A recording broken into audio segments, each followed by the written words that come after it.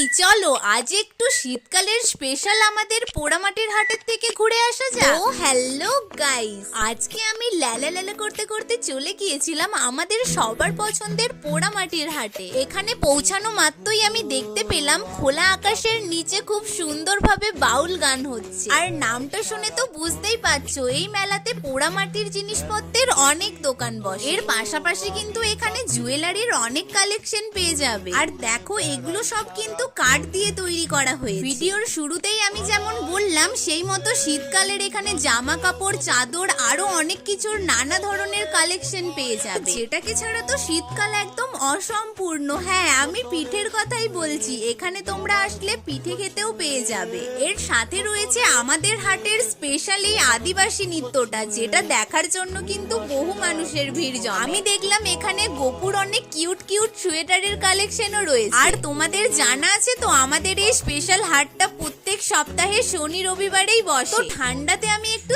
চা খেয়ে নি। তোমরা ভিডিওটাতে একটা লাইক দিয়ে দাও, পরের ভিডিওর জন্য সাবস্ক্রাইব।